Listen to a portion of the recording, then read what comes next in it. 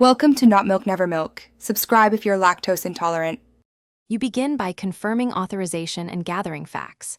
The target machine's OS, whether the account is local, Microsoft, or Active Directory, and that you have network access.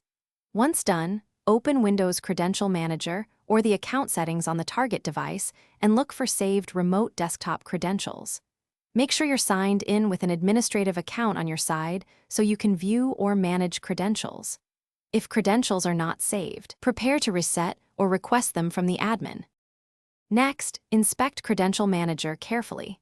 Expand Windows credentials and generic credentials to reveal any stored RDP entries and usernames.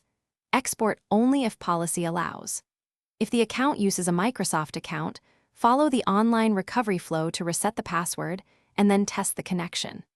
For Active Directory accounts, coordinate with the domain administrator to reset the password or unlock the account using AD users and computers. Make sure to document the change and notify the user to avoid lockouts or audit issues.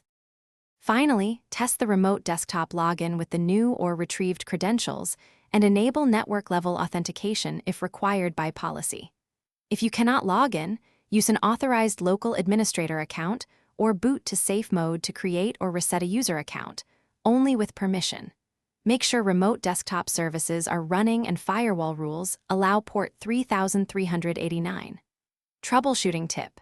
If problems persist, review Event Viewer for authentication failures and verify group policy or lockout thresholds so you can resolve.